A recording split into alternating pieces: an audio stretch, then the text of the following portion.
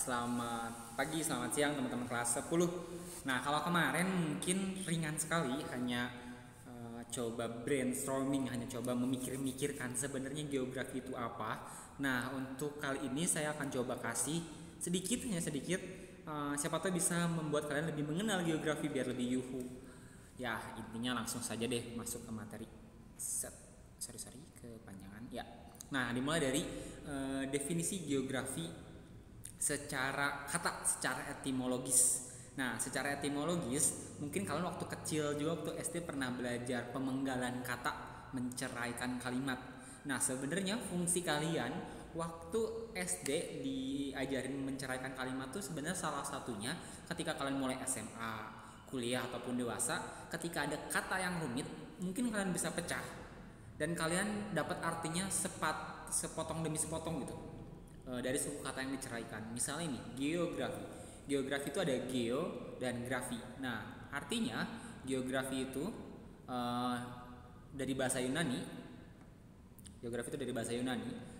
Itu geo atau geos sebenarnya, yang artinya itu bumi. Jadi ketika ada kata geomorfologi, geografi, geogeoan, pokoknya kalau ada geonya, artinya itu geo itu bumi.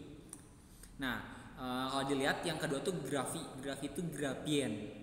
Nah, mungkin sering dengar juga kata grafi. Kalau kalian dengar kata grafi, biasanya kaligrafi, misalnya koreografi. Nah, grafi itu biasanya bentuk tulisan. Nah, jadi secara kata geografi itu kalau diterjemahkan artinya geo itu bumi, grafi itu tulisan atau bentuk. Jadi secara kata itu artinya, teman-teman. Lanjut lagi. Nah, ini ada pengertian geografi menurut filsuf namanya Claudius Ptolemeus. Mungkin teman-teman pernah lihat di Instagram atau baca-baca buku. Nah, pernah dengar kata filsuf. Ada Plato, Aristoteles, dan kawan-kawan. Biasanya suka ngisi feeds Instagram yang isinya bijak-bijak gitu loh. Nah, ternyata ada banyak filsuf sebenarnya. Salah satunya adalah itu tuh, Claudius Ptolemeus. Nah, kata beliau, kata kuncinya itu adalah geografi itu adalah penyajian informasi melalui peta. Nih kata kuncinya nih. Melalui peta tentang permukaan bumi. Jadi peta dan permukaan bumi itu kata kuncinya.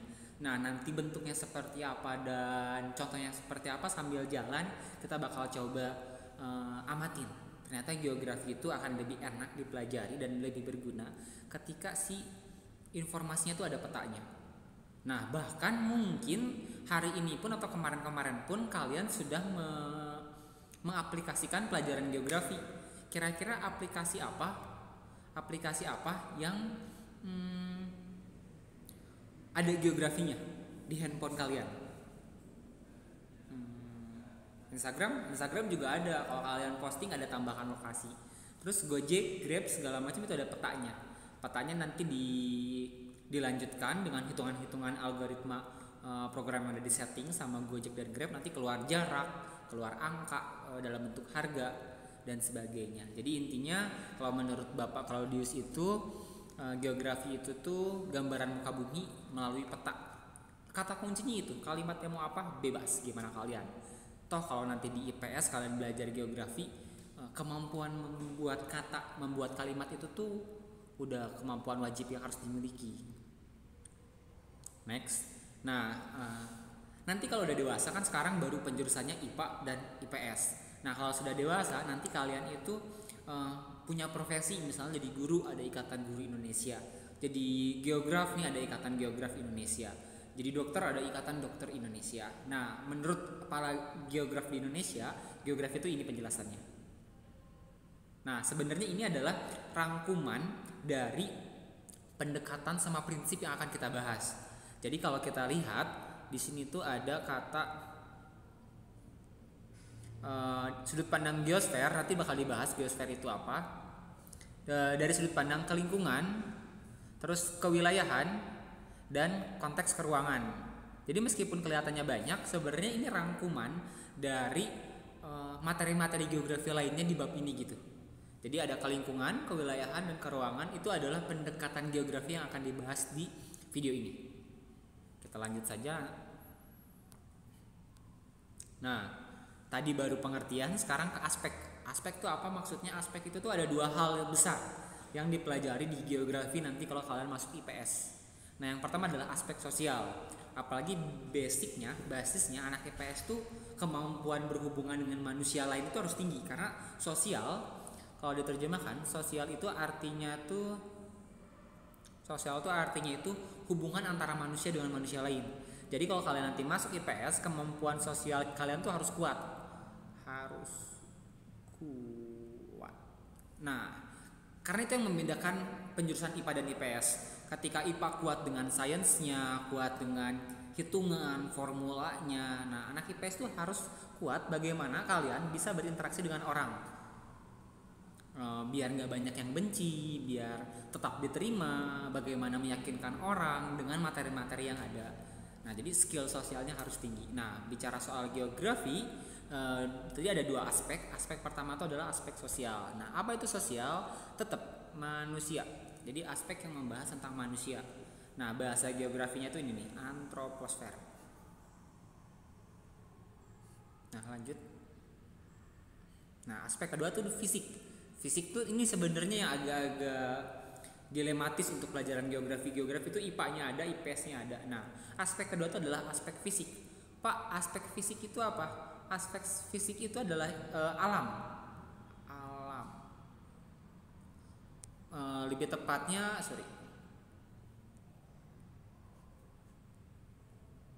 alam non manusia. Jadi kalau bukan manusia, tapi ada di permukaan bumi, itu dipelajari di geografi.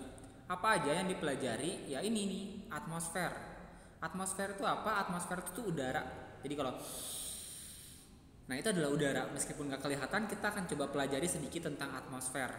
Selanjutnya adalah biosfer. Biosfer itu apa? Mungkin di rumah kalian ada cicak, ada kucing, anjing, atau binatang-binatang liar lainnya. Kita akan coba pelajari juga, tapi nanti di kelas 2. Terus hidrosfer. Hidrosfer itu apa sih? Betul, air. Ada gambarnya nih di sini. Air. Hidrosfer itu air. Makanya kalau kalian ke kantin ada minuman yang hidro apa. Nah, kalau hidro itu sebenarnya si hidro ini tuh artinya air. Nah, selanjutnya adalah litosfer. Dari gambarnya udah jelas. Yang ada di bawah apa tuh? Tanah. Betul. Jadi ada dua aspek. Aspek manusia tadi sama aspek alam. Kalau ada pertanyaan boleh nanti di komen. Lanjut. Pendekatan. Nah, pendekatan. Kalau tadi dua aspek, apa aja yang dibahas, sekarang pendekatan tuh maksudnya apa? Pendekatan tuh cara untuk membahas masalah-masalah yang ada di muka bumi. Caranya seperti apa? Pasti akan sulit dipahami langsung, tapi saya akan coba paparkan dulu saja.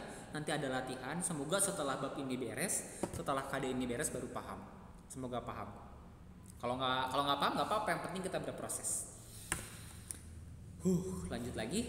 Nah, pendekatan itu ada 3. Kewilayahan, kompleks wilayah, ekologi atau kelingkungan, satu lagi adalah keruangan. Kita bahas dulu dari yang keruangan. Nah, pendekatan pertama itu keruangan. Kata kuncinya itu jangan ngikutin ini ya, ini agak sulit. Nggak usah ngikutin ini. Kata kuncinya adalah fokus di satu ruang. Aduh, ini pakai fokus di satu ruang. Ini kata kuncinya. Nah, maksudnya apa? Maksudnya untuk pendekatan ini, masalahnya mau gunung api, mau itu banjir, mau itu gempa, mau itu kejadian apapun, dibahasnya itu dalam satu ruang. Maksudnya apa? Maksudnya adalah misalnya bahas gunung berapi, misalnya bahas gunung meletus. Ya sudah, dia hanya bahas gunung meletus di daerah gunungnya saja. Atau bahas gempa bumi, misalnya gempa bumi di Aceh, ya sudah, kita bahas Acehnya saja. Kita nggak bahas lingkungan sekitar Aceh. Kita nggak bahas hubungannya sama manusia. Begitu pula gunung tadi, kita nggak bahas hubungannya sama manusia, tapi kita hanya bahas gunungnya saja. Di ruang itu saja. Ruang itu tuh wilayah itu saja maksudnya. Di satu ruang tadi. Di satu kata kuncinya. Di ujung kegiatan KD nanti akan ada pemaparan mengenai peta konsep. Semoga sedikit lebih paham dengan peta konsep. Nah, lanjut lagi teman-teman. Itu keruangan. Kalau masih ada pertanyaan boleh nanti di komen. Lanjut lagi. Yang kedua, pendekatan yang kedua itu adalah pendekatan ekologi. Ekologi itu bahasa Indonesianya adalah kelingkungan. Nah, kata kuncinya ini sudah oke, mudah dihafal. Kata kuncinya itu tuh ada manusianya.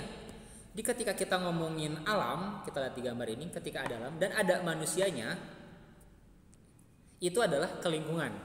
Kata kuncinya tadi, manusia, dan ada bumi. Jadi saling berinteraksi. Itu adalah pendekatan ke lingkungan. Maksudnya apa? Contohnya yang ada di gambar. Kalau kita lihat gambar tadi yang di atas itu ada gambar pohon, gambar hutan dan gambar manusia. Nah, itu menunjukkan kalau ada hubungan antara manusia dengan bumi atau ada perilaku manusia atau disebabkan perilaku manusia. Makanya itu pendekatan ekologi atau ke lingkungan. Nah, sebelum jauh kita coba bedakan. Yang pertama ke ruangan. Kita akan bahas hal-hal di bumi tapi fokus di satu ruang.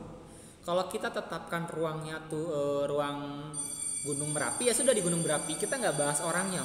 Mau ada orang yang mati, mau ada orang yang keinjak-injak, mau ada yang nangis, kita nggak peduli. Tapi beda lagi kalau ke lingkungan. Kita akan bahas alam dan harus ada orangnya nih. Ini ada orang semua. Makanya ke lingkungan. Begitu pula ini sampah. Sampah ini kan terjadi karena ada orang. Nah, pendekatan terakhir, jadi kita ngebahas permukaan bumi dari pendekatan kewilayahan atau kompleks wilayah. Maksudnya apa, Pak? Kompleks wilayah? Maksudnya itu tuh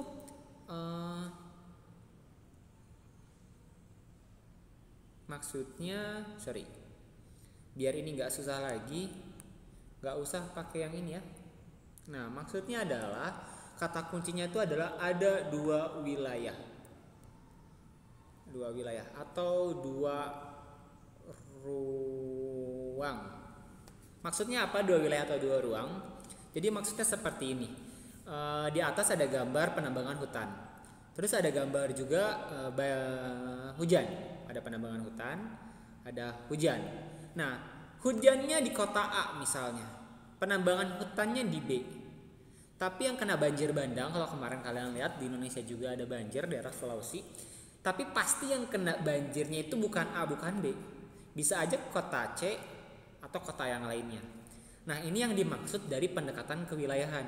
Kita membahas permukaan bumi, fenomena di muka bumi, tapi wilayahnya tuh nggak cuma satu. Kalau tadi kan ke ruangan itu tuh satu. Nah, kalau ini tuh ada ruangan lain, jadi minimal dua ruangan dan saling berhubungan. Ruangan satu misalnya, ini ruangan dua. Nggak terlalu rapi. Nah, ketika ada dua ruangan, dua wilayah dan ada hubungannya, itu minimal ya, bukan harus dua. Itu jatuhnya pendekatan kewilayahan. Ada pertanyaan? Agak pusing ya, tapi setelah ini kita coba aplikasikan dalam bentuk latihan. Nah, itu sudah ada 3. Yang pertama pengertian, kita lihat ke depan pengertian. Nah, ini lanjut ke aspek. Dan yang terakhir itu kita akan bahas prinsip. Prinsip itu tuh misalnya kayak gini. Saya pingin masa remaja saya itu produktif. Saya pingin bahagiain orang tua. Saya nggak mau keganggu sama urusan-urusan yang masih jauh untuk masa depan saya. Nah, ketika saya ditembak cewek misalnya saya punya 3 prinsip itu. Saya ditembak cewek, saya pingin bahagiain orang tua, saya pingin fokus dulu untuk masa depan yang nggak terlalu penting, masih jauh gitu, maksudnya bukan nggak penting, itu nanti dulu. Terus saya pingin nilainya bagus, pingin ranking misalnya. Ketika ada cewek nembak saya, kalau saya pegang prinsip, saya kira-kira bakal terima cewek itu nggak? Iya, harusnya nggak terima kalau sayanya sesuai prinsip. Nah, itu yang dimaksud dengan prinsip. Jadi prinsip itu hal-hal yang menjadi dasar kita untuk mengambil keputusan. Nah, atau menguraikan masalah. Jadi atau menjelaskan masalah. Misalnya kayak gini. Dengan prinsip yang saya tadi sebutkan, bisa aja saya menjadikan itu alasan. Misalnya yang nembak saya namanya Mimi misalnya. Mimi nembak saya, Mi maaf, Pak Adi tuh pingin fokus dulu untuk masa depan, nggak mau keganggu, terus pingin bahagiain orang tua. Jadinya kita temanan dulu aja ya. Nah ini adalah bukti ketika kita punya prinsip, kita bisa ngambil keputusan dan kita bisa menjelaskan sesuatu. Nah sama juga dengan geografi. Di geografi ada 4 prinsip. Yang pertama deskripsi, interrelasi, distribusi, dan korologi. Kita bahas satu-satu. Nah, deskripsi dulu. Deskripsi mungkin teman-teman sudah pernah dengar. Kira-kira deskripsi itu di pelajaran apa? Bahasa Indonesia. Betul. Deskripsi itu menggambarkan, menjelaskan. Bisa dengan tabel, bisa dengan diagram, bisa dengan grafik, bisa dengan peta, bisa dengan kalimat doang, dengan kalimat. Oke, sip. Nah, intinya adalah kata kunci deskripsi itu menggambarkan, menjelaskan. Nah, tadi dikasih keterangan juga bisa dengan peta. Itu kita lihat ada peta. Bisa dengan gambar, ini ada gambar. Bisa dengan diagram, ada diagram. Nah, jadi tadi peristiwa gempa buminya, peristiwa longsornya, peristiwa apapun yang terjadi di permukaan bumi, baik tadi tanah, air, manusia, itu kita akan uraikan dengan bentuk deskripsi. Itu yang pertama, cara menguraikannya. Kan tadi kan deskripsi bisa kita pakai untuk menguraikan jawaban.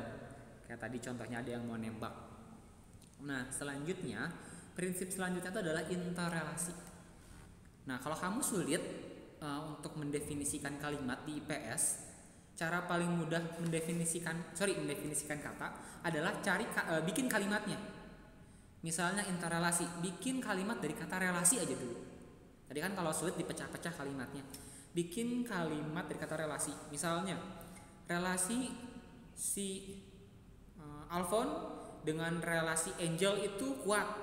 Nah, itu kan maksudnya apa tuh? Maksudnya tuh hubungan. Kalau kita lihat pakai kalimat, Pak, apa sih maksud Bapak tadi bikin kalimat? Maksudnya itu tuh bikin kalimat dulu. Ketika udah jadi kalimat, biasanya lebih mudah ditafsirkan definisinya apa.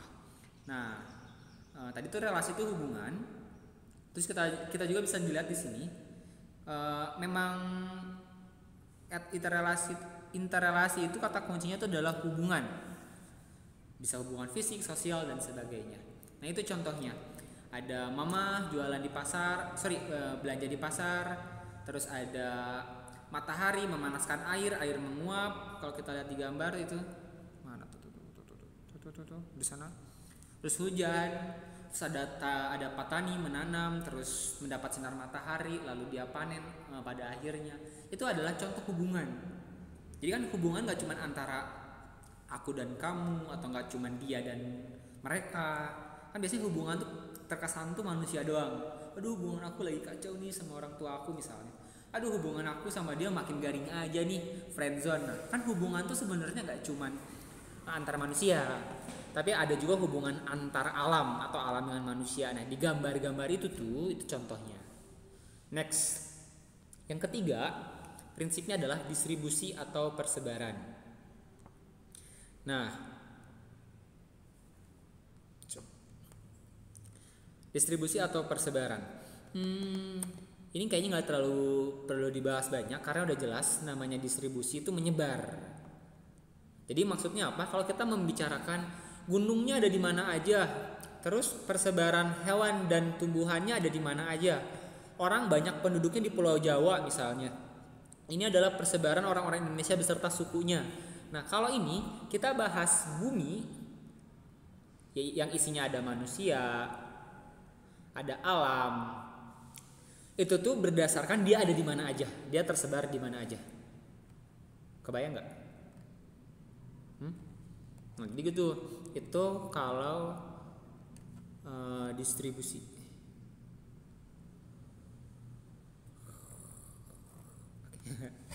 Semoga bisa menghibur. Nah, lanjut lagi. Terakhir teman-teman. Udah hampir 20 menit. Semoga kuotanya masih ada.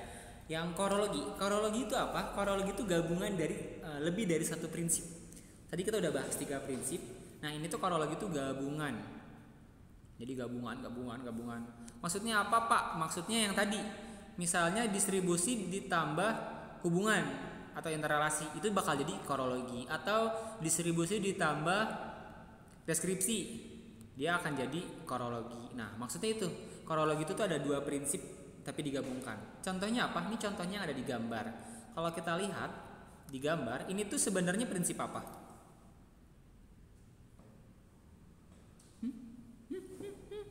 Betul, itu adalah prinsip deskripsi. Ini juga deskripsi. Nah, ketika dia menjelaskan banjir, kan nggak mungkin ya banjir itu gara-gara hujan di situ banjir di situ. Dia bisa banjir itu kan karena hujannya di berbagai area, airnya masuk ke sini, air masuk. Alhasil di situ banjir. Nah, ini adalah contoh korologi. Dia menjelaskan interrelasi dan dia menjelaskan juga deskripsi. Berarti ada dua prinsip. Alhasil jadilah korologi. Ini kata kuncinya. Sekian dari saya, semoga bisa bermanfaat. Kalau ada pertanyaan boleh di komen, nanti saya coba jawab. Nanti akan ada materi selanjutnya, akan ada latihan untuk memperkuat, dan itu akan jadi dasar untuk kalian, dasar data yang saya kasih ke guru BK dan ke orang-orang yang berwenang untuk memutuskan kalian di IPA atau IPS.